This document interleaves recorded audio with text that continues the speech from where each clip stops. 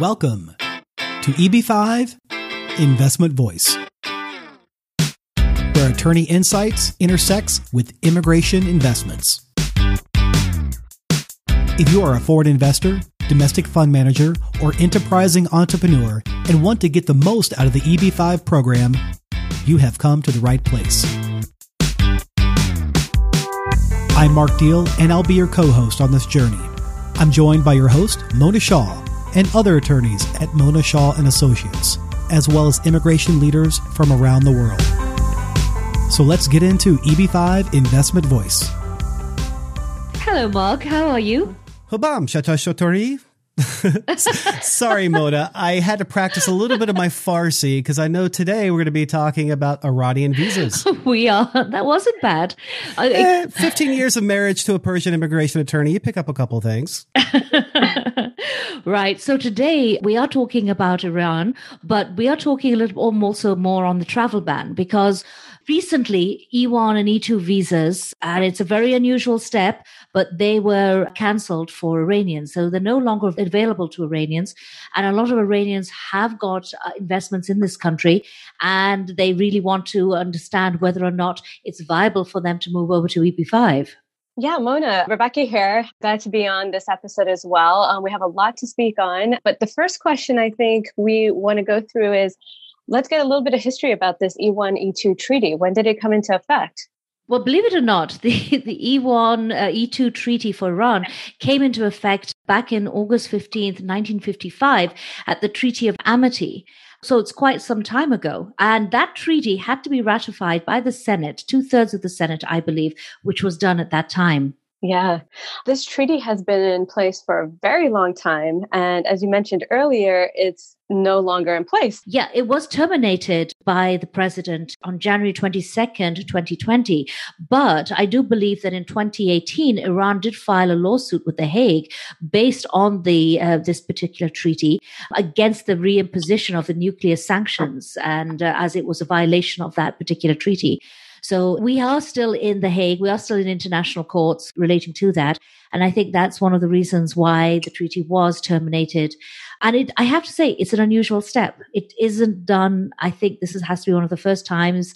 And I'm at a loss to understand whether or not the president has the right to just be able to terminate without ratification of the Senate. So I don't have the answer to that. Yeah, but just consequently now, unfortunately, the U.S. Department of State just no longer has the basis under U.S. law, from my understanding, to issue E-1s or E-2s anymore to nationals of Iran. That's right. And also E-1s and E-2s, there's a lot of Iranians in this country on that visa. And it's an investment visa, which means they have money and investments in the United States. So this is pretty serious, which is one of the reasons why they're asking whether they should file for EB-5. But Rebecca, we already have quite a lot of Iranian clients who are already on EB-5. What's going on with them? Well, as we know, Iran is on the travel ban.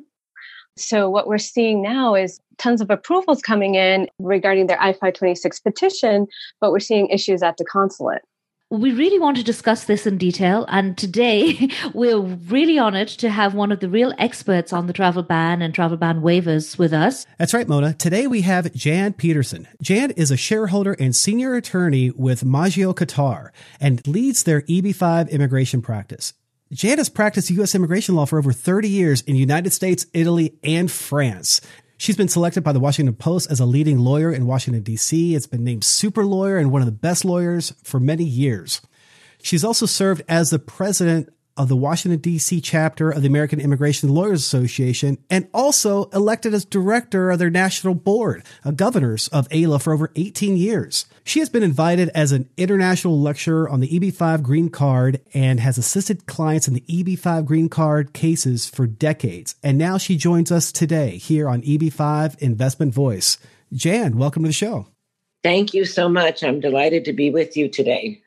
Jan, welcome. Let me start. Yeah. You're dealing with the travel ban. What countries are included? And we know that there have been an increase of countries. Right. Relevant to our conversation is what we call Travel Ban 3.0. The Travel Ban 3.0 came into being and has been in effect since then.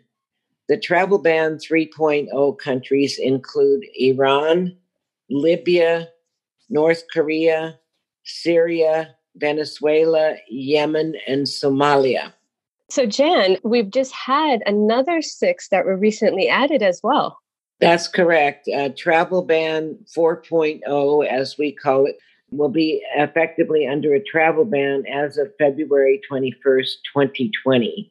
So the people from those countries should get their visas and get here prior to that date if you're impacted by the ban. And the new countries just added are Eritrea, Kyrgyzstan, Nigeria, Myanmar, Sudan, and Tanzania. I have to say, Jan, that Kyrgyzstan and Nigeria were a bit of a surprise because we've seen a lot of investment, especially from Nigeria. It's really an upcoming country for EB-5. And Kyrgyzstan, because most of the stans have a good relationship with, the former Soviet Union stans, Central Asia, have a good relationship with America. So I was surprised to see Kyrgyzstan. I think everybody was surprised to see both of those countries, including the governments of those countries. The high officials from Nigeria are currently in Washington making their case. So getting on the list and getting off the list is entirely political.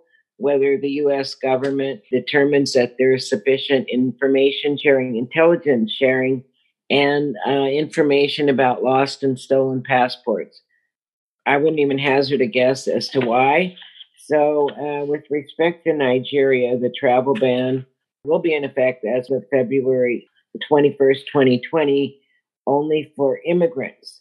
So if there are any Nigerian immigrants close to getting their immigrant visa, I would suggest that a plea be made to expedite those immigrant visas. What are you seeing right now with regards to the travel ban waivers for citizens of Iran? Well, actually, they're picking up.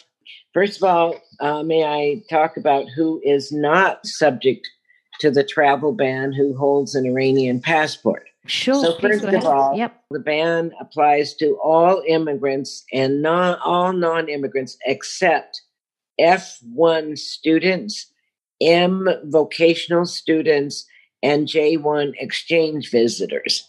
Okay, so the ban does not actually apply to them. But Jan, I'm sorry, can I just ask you though, I've seen you replying to the chapter members, the Rome district. We've seen a lot of cases where we've seen students being held who are from Iran, not being able to come in on student visas. Right, they're exempt from the ban, but they still require security advisory opinions as they did prior to the ban. So there will be a delays. Those 3 visas can always be denied because the consular officer does not believe the applicant has proved they're going to return to their home country after they complete the purpose of their visit, which is usually studies. So the people exempt from the travel ban, that's the first thing you want to check is if the applicant was in the United States on September 24th, 2017, the travel ban does not apply, even if they have left the United States. Any citizen of Iran with an Iranian passport who had a valid visa on September 24th, 2017, whether they have ever picked up that visa or not. The next one is anyone whose visa was revoked or canceled as a result of earlier presidential orders during 2017. Any Iranian passport holder who is a permanent resident of the United States. Any Iranian national who is admitted to or paroled into the U.S. after September 24th, 2017. Any Iranian national who has a document other than a visa, such as an advanced parole, humanitarian parole, travel document. What about those who are dual citizen? Let's say they have another passport, a holder of another passport, but they're also Iranian passport holders. What about those Iranians? They are exempt from the travel ban as long as they're using the passport from the designated country from a country other than Iran or any other one on the travel ban list. Jan, let me just ask you. So that's Sure. a really good point that if the national is a dual citizen, they could utilize another passport. Have you seen an increase in citizenship by investment? Countries like Turkey, Grenada, or etc., where you could actually purchase a passport in a few months? Yes, absolutely. A great increase in the interest in third country passports. Turkey is reaching out to Iranians interested in economic citizenship. And we were all sort of waiting to see if they would really be issued passports. They are being issued passports within 3 to 4 months. We just had a client and his family get Turkish passports last week. So Turkish passports are available. Of course, I believe Malta and Cyprus passports are available, but they're very pricey. And reasonably priced economic citizenship would be Dominica. Okay, so Jan, Rebecca here, I just wanted to ask you a question though. Obtaining a second passport after this date, does it still help? Even 2 months from now, Iranian national obtains a passport from Dominica. Would it still help for them to get into the U.S.? Well, yes, they would not be subject. Okay, that's great to know because I from my understanding, I thought it was passports. You had to have the passport before, but that's great to know. No, and if you're in the processing, you want to notify whichever entity is currently processing the immigrant visa. All right. So, Jan, for those who received, for instance, for our EB-5 listeners out there, we have plenty of Iranian clients who are approved, are going through the consulate process. Can you take us through what waiver they can go through in order for them to come into the U.S.? Right. Well, they would ask for a travel ban waiver. And we recommend that the travel ban waiver application package be brought to the attention of the State Department at the earliest possible moment. So we would send it to NBC as a document, for example, and we would send it to the consular post before the interview. And we give the client the travel ban waiver package for the interview. The State Department takes the position that there's no application, but we always complete Form DS 5535 with the supplemental questions. Yes, I was heading there because that's a new form that has just been implemented as well. Can you let us know what is the DS 5535? Well, the annoying thing is that the posts generally don't use it. It's actually quite a neat and tidy form, and we have our clients fill it out. The posts do not usually accept the form. What they do is they take the questions on the form, email the client after the interview, and ask the same questions in a narrative form, which certainly increases the likelihood of error. But at one way or another, they get the information. The DS 5535 is extremely intrusive. It wants to know all of your residences, employment, and travel, and the source of funding for your travel during the preceding 15 years, among other things. So it often takes clients who travel a lot a while to complete the form. So I would recommend that form be completed as soon as possible. The applicant has the burden of proving they're eligible for a waiver. Expert attorneys can go through the criterion and make the strongest case possible. There are just briefly that you have to prove undue hardship to you if you do not get the visa.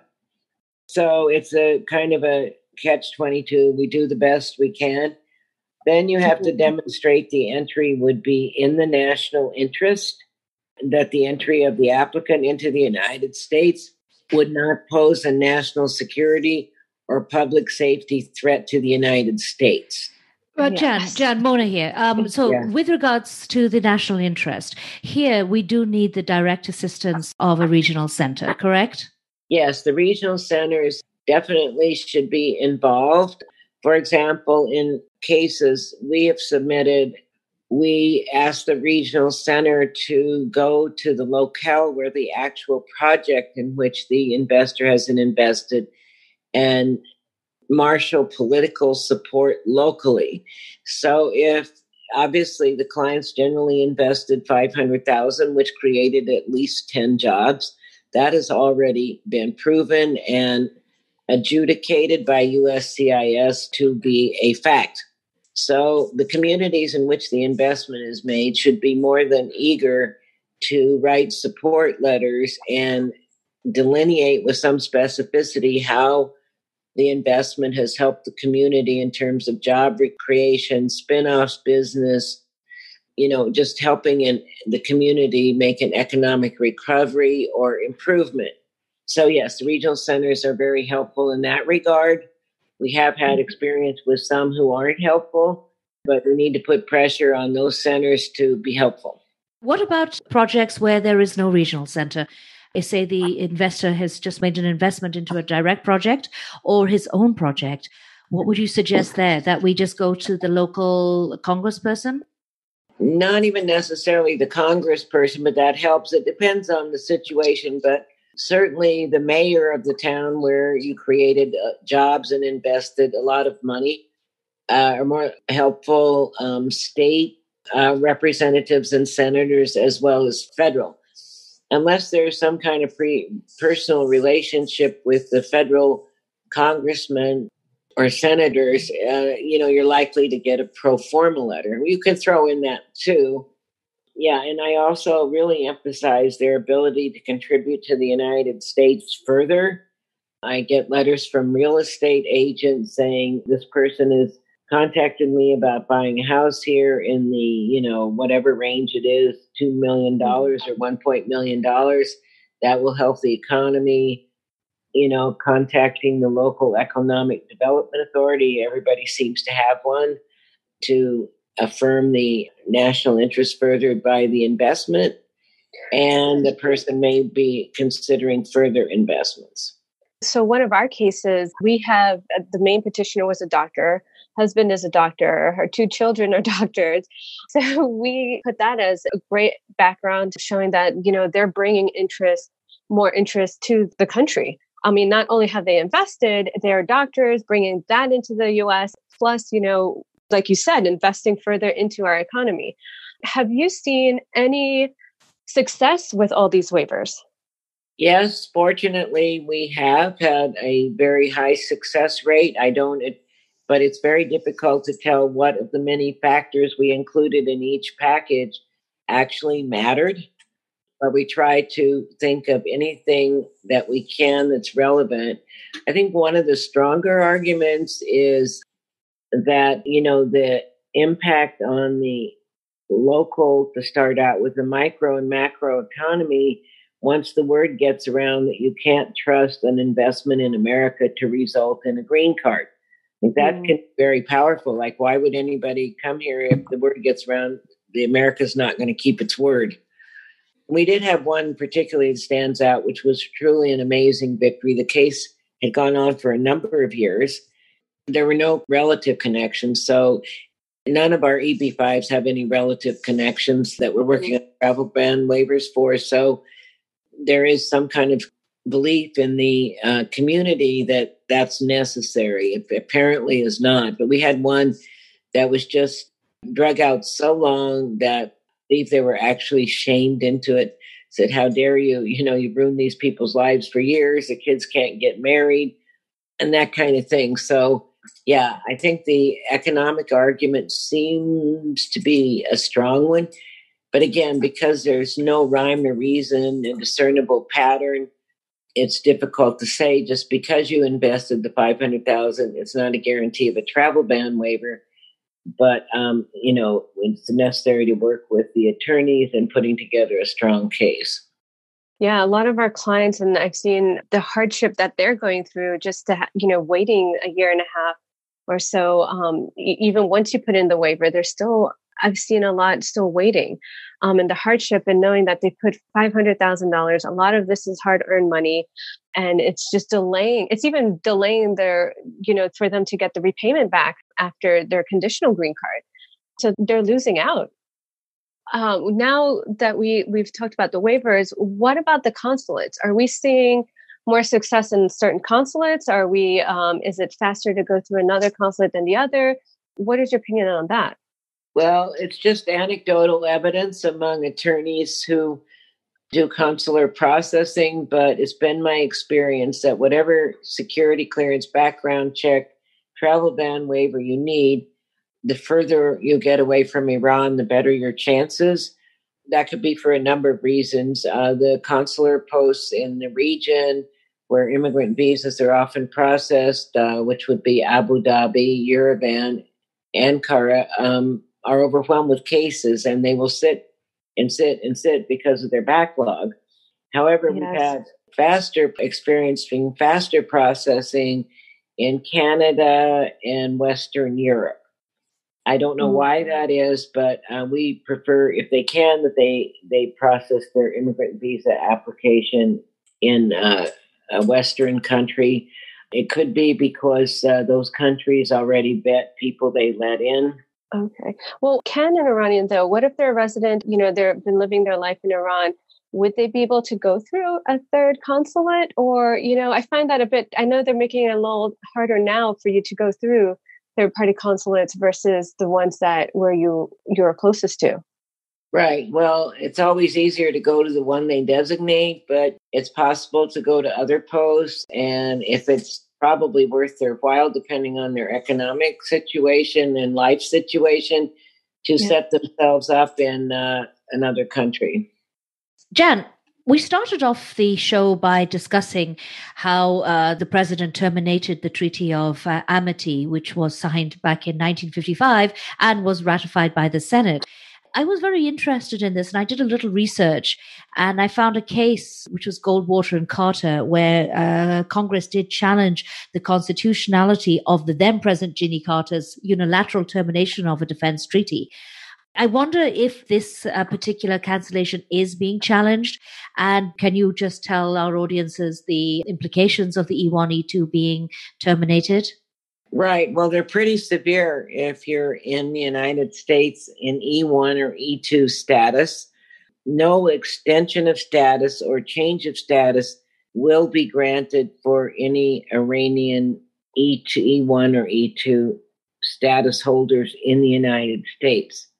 Moreover, if an application was filed on or after October 3rd, 2018, that's an extension or a change of status application to E2 was filed with USCIS on or after October 3rd, 2018, a notice of intent to deny will be issued, and most likely the change or extension will be denied. I think you can assume it can.